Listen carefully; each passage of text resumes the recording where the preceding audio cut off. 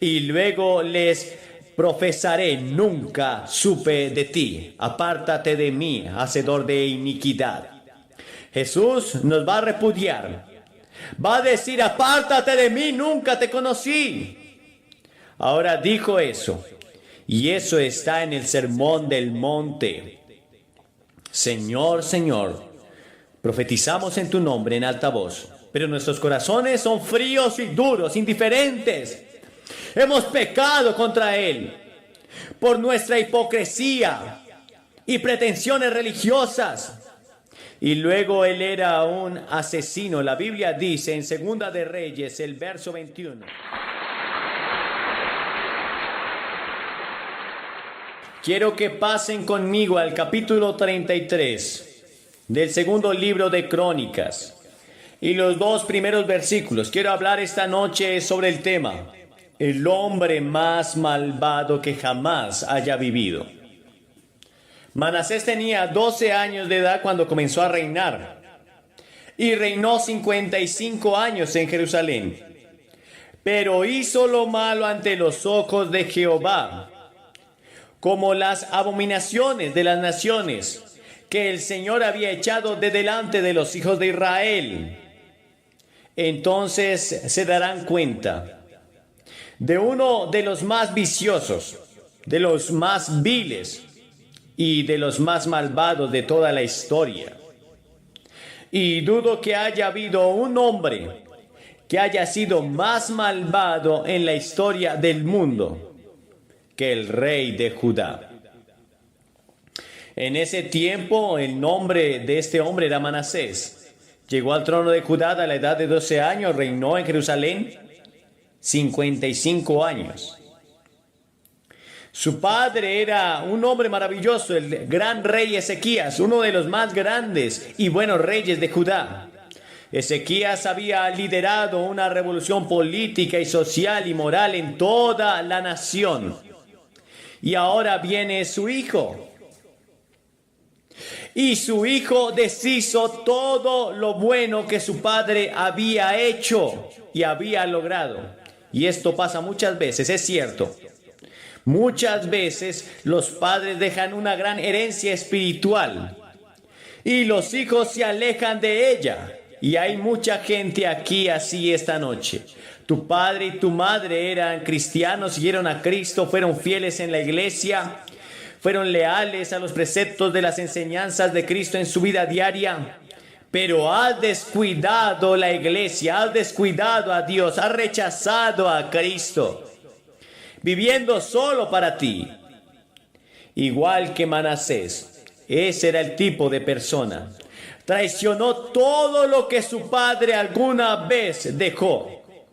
Algunas de las cosas de las que era culpable. Él fue primero culpable de la idolatría. En todos los pecados de la Biblia, junto con la incredulidad, el pecado de la idolatría creo que es el peor de todos los pecados. Y él fue culpable de la idolatría. Y no solo él, sino que llevó a toda la nación a la idolatría. Todas las demás personas de la nación adoraban a ídolos. Y era Judá una parte central de Israel. Había sido conducida por la mano de Dios. El mismo pueblo escogido de Dios. Esa era la iglesia en el desierto. Pero adoraban a otros dioses hechos con manos. Y les digo que hoy nosotros en los Estados Unidos y en Australia y en el mundo occidental es tan culpable de la idolatría como lo es África o cualquier otra parte del mundo. Nuestros dioses ya no están hechos a mano. No adoramos a ídolos en nuestros patios traseros que construimos, sino que adoramos otro tipo de ídolos. Porque cualquier cosa que se interpone entre tú y Dios es tu Dios. Muchos de nosotros adoramos el prestigio social. Muchos de nosotros adoramos la seguridad económica. Muchos de nosotros adoramos el placer, el entretenimiento. Algunos anteponemos todas las cosas de Dios, anteponemos todas las cosas de la iglesia y dedicamos más tiempo. Leemos un periódico todos los días, la Biblia no. Pasamos más tiempo en el teatro que en la iglesia. Damos más a los cosméticos, al placer y al entretenimiento que a la iglesia. Gastamos más en juegos de azar que en la iglesia. Nosotros somos culpables de idolatría. Y luego él fue culpable de pretensión religiosa. La denuncia más mordaz que Jesús jamás tuvo se la dio a los hipócritas, la gente que dijo: te amamos, pero su corazón estaba lejos de él. La gente que fue al templo y adoró, pero no lo vieron durante la semana. Las personas que viven al pie de la letra de la ley, pero no la guardan. El espíritu de la ley de los hipócritas. Y Jesús dijo en el capítulo 7 del Evangelio de Mateo estas palabras: que me llaman Señor, Señor, y están hablando sobre el día del juicio. El día del juicio muchos me dirán: Señor, Señor, ¿no profetizamos en tu nombre? ¿No testificamos en tu nombre? En el nombre de Cristo. Y en tu nombre echamos fuera demonios. Y en tu nombre hicimos muchas obras maravillosas. En tu nombre hemos construido grandes organizaciones. Y luego les profesaré: nunca supe de ti. Apártate de mí, hacedor de iniquidad. Jesús nos va a repudiar. Va a decir: apártate de mí, nunca te conocí. Ahora dijo eso. Y eso está en el Sermón del Monte. Señor, Señor, profetizamos en tu nombre en alta voz, pero nuestros corazones son fríos y duros, indiferentes. Hemos pecado contra Él por nuestra hipocresía y pretensiones religiosas. Y luego Él era un asesino. La Biblia dice en Segunda de Reyes, el verso 21, que además Manasés derramó mucha sangre inocente hasta que llenó a Jerusalén de un extremo al otro. Piénsenlo. Había llenado a Jerusalén con sangre de un extremo al otro. ¡Qué hombre malvado! Y tú sabes lo que dice la tradición. No hay prueba bíblica, pero la tradición dice que él fue el que ejecutó al profeta Isaías. Lo ató de manos y de pies a un árbol y lo cortó a la mitad, lo aserró con una sierra, con un serrucho. ¡Qué hombre tan malvado! Merecía el infierno. Ese hombre merece el infierno. Él tomó a su propio hijo y lo quemó. Tomó pequeños bebés inocentes de sus madres, se los quitó y se los dio al gran dios Moloch, entre comillas. Un hombre malvado, vil. No había nada que podrían hacer por este hombre. La gente dice que no hay nada que hacer para gente así terrible. La Biblia habla de herir. Habla de herir con la lengua. Puedes matar la reputación de otra persona. Cuando la Biblia dice que el cumplimiento de Cristo y el cumplimiento de toda la ley y los profetas es el amor. Dios es amor. Debemos amar a nuestro prójimo. Y la Escritura dice en 1 Corintios 13 que el amor no piensa el mal.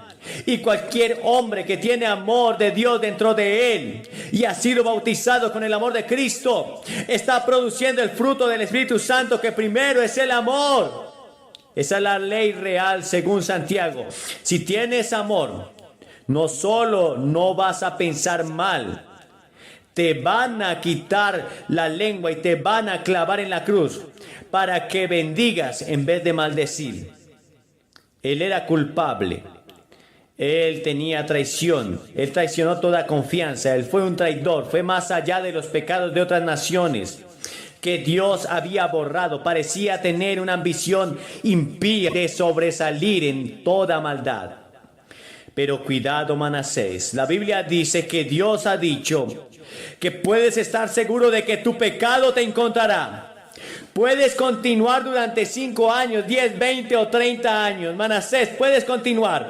Pero en algún lugar, en algún día te alcanzará tu maldad. Y te digo esta noche que si puedes cometer un pecado y salirte con la tuya, sí, puedes estar feliz y dejarlo. Pero ten cuidado, porque vas a estar de acuerdo conmigo de que un día tus pecados te alcanzarán. Puedes estar seguro que tu pecado te alcanzará. Dios también advierte: todo lo que el hombre sembrar, esto también segará. Lo puedes sembrar al viento, pero la Biblia dice que algún día cosecharás un torbellino. Esta Biblia nos dice que Él es el único Dios justo y que es capaz de airarse más allá de lo que cualquier cosa que podamos comprender, que odia el pecado. Dios odia la iniquidad, Dios odia la maldad. Y puede que hayas cambiado, podemos llamarlo como un buen negocio, podemos llamarlo estar al día, pero Dios lo llama pecado y dice que va a juzgar. Él dice que puedes estar seguro que tus pecados serán juzgados. Isaías dice que el impío irá de mal en peor. Eclesiastés 8 habla de un pecador que aunque haga mal 100 veces, pero al final no le irá bien. En otras palabras, puedes seguir adelante y pecar. Vive tu vida, vive tu propia vida a la manera que quieras. Vívelo, desprecia a Dios.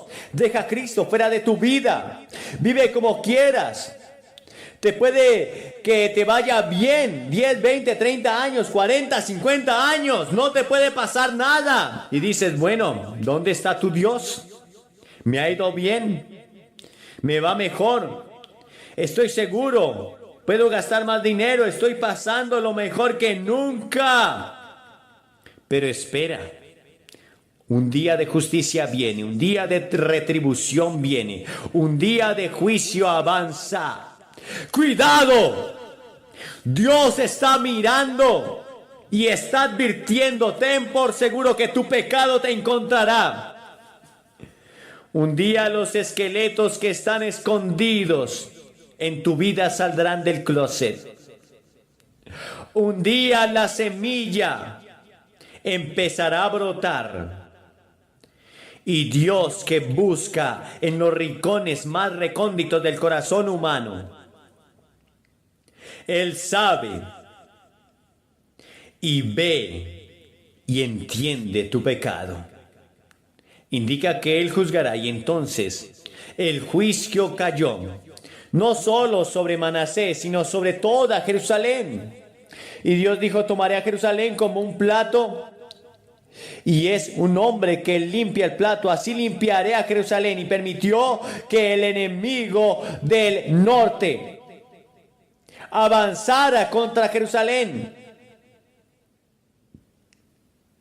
y destruyó a Jerusalén y capturó al rey Manasés, el gran rey que dijo sobre su gran trono de oro, y fue quitado de su trono y arrastrado por las calles, por la nariz. Le pusieron una cadena a través de la nariz como un animal y lo condujeron por las calles, y la gente le escupió y lo odiaron y lo retuvieron y lo llevaron a 1500 millas de distancia a Babilonia y lo metieron en un calabozo. Y tú dices: lo merecen.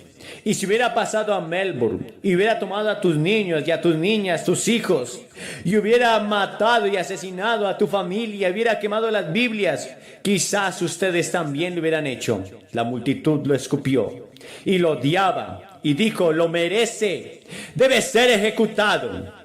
Pero espera un minuto.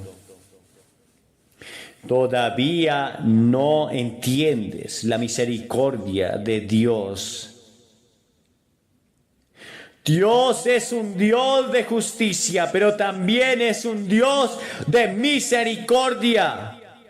Y mientras Manasés estaba en ese calabozo, esa cárcel, esa prisión, él comenzó a darse cuenta de las cosas malas que había hecho. Su conciencia comenzó a hablarle. El Espíritu Santo de Dios comenzó a trabajar en su alma. Y muchas veces los eventos que parecían trágicos en tu vida son permitidos por Dios para hablarte. La Biblia dice que la bondad de Dios debe llevarnos al arrepentimiento. Dios ha sido bueno contigo. La bondad de Dios debe llevarte a Jesucristo. Pero en lugar de llevarte a Cristo, aparentemente ha alejado a millones de personas de Cristo y siguieron el materialismo de nuestro tiempo. Y quizás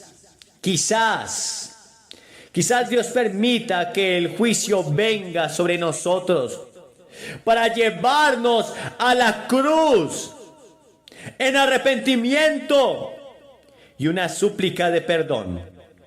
Y Dios puede permitir eventos trágicos en tu vida. Él puede permitir cosas que no puedes entender. Parecía ser una tragedia por un momento. Y puede permitir ese momento de tu vida para que tú te vuelvas a Dios, para que tú vuelvas tus ojos al Señor, para que pienses en Dios. Piensa, ¿tú perdonarías a Manasés? No hizo nada para ganarse el perdón. Todo lo que hizo fue decir: Dios, lo siento, perdóname. Si me das otra oportunidad, oh Dios, te seguiré y te serviré y viviré para ti. Oh Dios, he cometido errores trágicos, he pecado.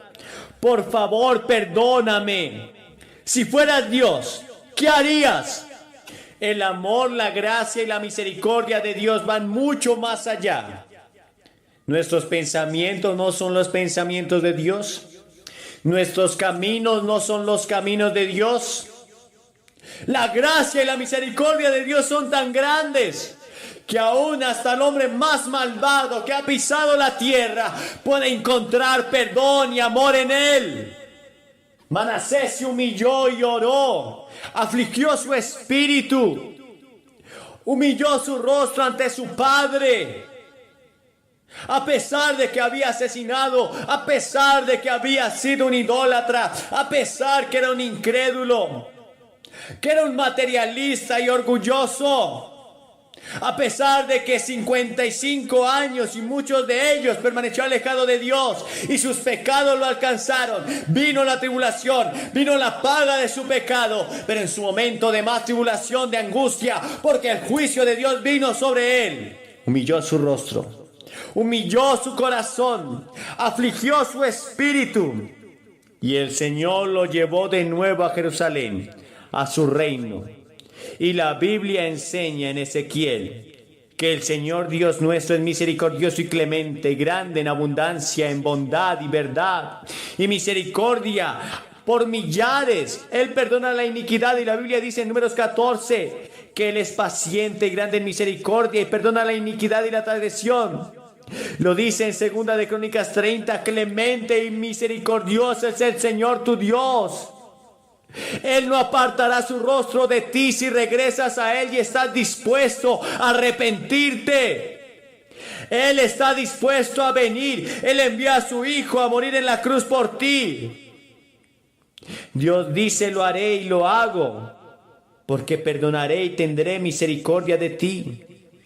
Y cuando ves a Cristo colgado en la cruz, veo el amor de Dios. Veo una expresión de la misericordia y la gracia de Dios. Y lo que Cristo hizo en la cruz, al derramar su sangre en esa cruz, Él testificó resucitándolo de entre los muertos. Por eso Dios envió a su Hijo amado para perdonar tus pecados. Piensa en ello. Cada niño pequeño que había quemado, cada hombre que había asesinado, cada mentira que él dijo, todas las cosas inmorales que había hecho, fueron borradas como si nunca las hubiera cometido. De hecho, la Biblia va tan lejos como para decir que Dios no recuerda más nuestros pecados.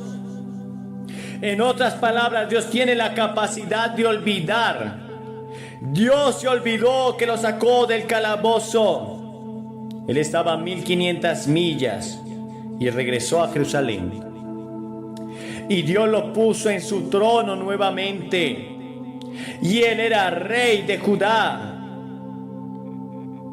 Y por el resto de su vida trató de cumplir e hizo todo lo que estaba en su poder para guardar la decisión que había tomado en ese calabozo. Dios dice: no solo te perdono, pero Cristo viene a restaurarte también. Él te restaurará a la posición que ocupabas antes de que Adán pecara. Pero haré más que eso. Te haré coheredero con mi Hijo Jesucristo, y algún día lo harás. Vas a gobernar, vas a reinar con Él. Les daré paz y gozo en medio de un mundo turbulento aquí abajo, y podrán enfrentar sus problemas y dificultades y sufrimientos en la vida con una nueva paz y una nueva dinámica, un nuevo poder que nunca has conocido. Pero además de eso, te identificas con mi Hijo Jesucristo y te vuelves como Él, y te vuelves un hijo adoptivo. Y te pido esta noche que puedas ser perdonado. Si no estás seguro de que tus pecados son perdonados y que vas a ir al cielo, y están dispuestos a recibir la misericordia de Dios, les voy a pedir que vengan a asientos de ustedes y se levanten de su asiento ahora mismo y vengan esta noche y digan: quiero el perdón de mis pecados. Quiero que Cristo en su misericordia y su amor gobierne en mi vida. Me arrepiento de mis pecados y los recibo como mi Señor y Salvador. Y el Espíritu de Dios que está hablando esta noche te va a llevar de ese mal camino a obedecer a Cristo. Yo te invito a que te levantes en esta hora y vengas a Cristo en esta noche. Que el Espíritu Santo te dé la capacidad de amarle, de buscarle. Sí, presidente Bush y nuestro Congreso. Pero hoy especialmente nosotros nos unimos en este servicio para confesar nuestra necesidad de Dios. Siempre desde el comienzo de esta nación necesitamos a Dios. Pero hoy lo necesitamos muy especialmente. Enfrentamos una nueva clase de enemigo. Estamos envueltos en una clase de batalla y necesitamos la ayuda del Espíritu de Dios. Las palabras de la Biblia son nuestra esperanza. Dios es nuestro amparo y fortaleza, nuestro pronto auxilio en las tribulaciones. Por tanto, no temeremos, aunque la tierra sea removida y se traspasen los montes al corazón del mar. Salmo 46, 1 y 2.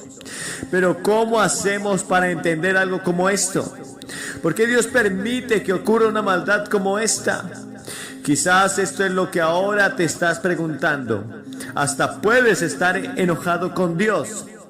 Quiero asegurarte de que Dios entiende estos sentimientos que puedes tener. Hemos visto mucho en nuestra televisión y oído en nuestra radio historias que hacen que las lágrimas salgan de nuestros ojos y nos hagan experimentar gran ira. Pero podemos confiar en Dios aun cuando la vida se muestra tan oscura. A pesar de lo ocurrido, ¿cuáles son las lecciones que podemos aprender? Primero, este suceso nos recuerda el misterio y la realidad de la maldad. En mi vida cientos de veces me he preguntado por qué Dios permite las tragedias y el sufrimiento. He tenido que confesar que realmente no conozco la respuesta totalmente, aún sin quedar satisfecho en mi mente. He tenido que aceptar por la fe que Dios es soberano y que Él es un Dios de amor y misericordia y compasión en medio del sufrimiento. La Biblia dice que Dios no es el autor de la maldad. Habla de la maldad como un misterio. En 2 de Tesalonicenses 2:7 habla acerca del misterio de la iniquidad. Jeremías, el profeta del Antiguo Testamento, dijo: engañoso es el corazón y perverso, ¿quién lo entenderá? Hizo esa pregunta: ¿quién lo entenderá? Y esa es la razón por la cual cada uno de nosotros necesitamos a Dios en nuestras vidas. La lección de este evento no es solamente acerca del misterio de la iniquidad y la maldad, sino que también es, en segundo lugar, una lección acerca de la necesidad que cada uno de nosotros tenemos de nuestro prójimo. ¿Qué ejemplo ha sido para el mundo las ciudades de New York y Washington los días pasados? Ninguno de nosotros se olvidará jamás de las imágenes de nuestros corajudos bomberos y policías, muchos de los cuales han perdido amigos y colegas, o las centenares de personas atendiendo a las víctimas o esperando pacientemente en fila para donar sangre. Una tragedia como esta podría habernos apartado el uno del otro, pero todo lo contrario, nos ha unido y nos hemos transformado en una familia. Así que a aquellos que perpetraron este acto para desmembrarnos como nación les ha resultado al revés. Les ha salido el tiro en contra suyo. Nosotros estamos más unidos que antes. Pienso que esto fue ejemplificado de una manera dinámica cuando los miembros de nuestro Congreso se pararon hombro a hombro el otro día y cantaron Dios bendiga a América. Finalmente, aunque sea difícil para nosotros verlo ahora, este evento puede darnos un mensaje de esperanza, tanto para el presente como para el futuro. Sí, hay esperanza. Hay esperanza para el presente porque creo que el escenario ha sido preparado para un nuevo espíritu en nuestra nación. Una de las cosas que más desesperadamente necesitamos es un renuevo espiritual en este país. Necesitamos un avivamiento espiritual en América. Y Dios nos ha dicho en su palabra vez tras vez que debemos arrepentirnos de nuestros pecados y volvernos a Él, y Él nos bendecirá de una manera nueva. Hay esperanza para el futuro, porque Dios lo promete como cristiano.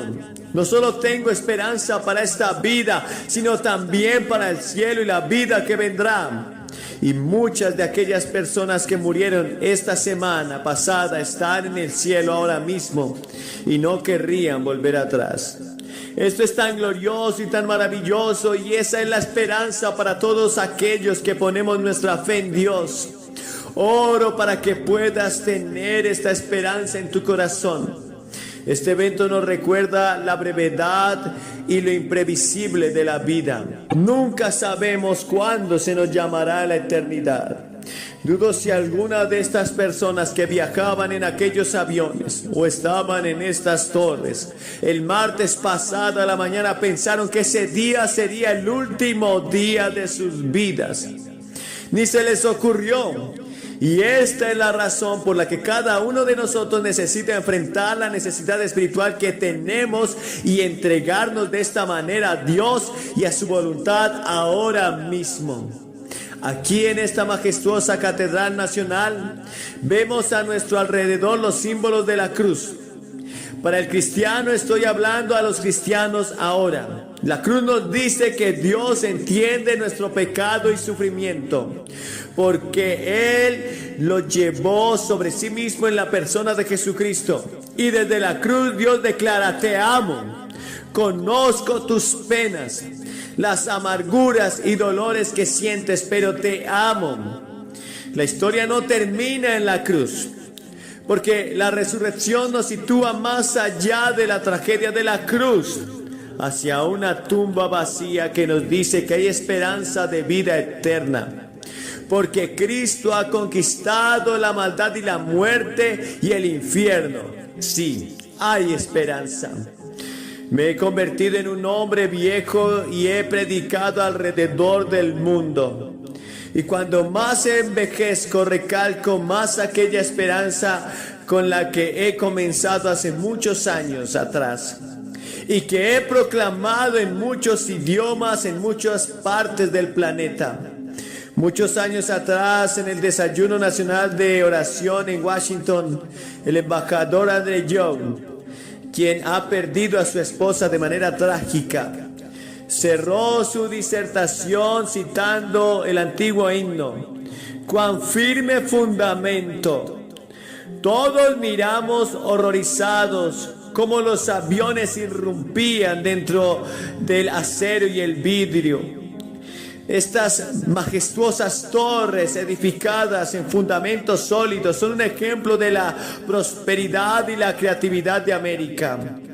Cuando las dañaron, estos edificios se derrumbaron por implosión sobre ellos mismos.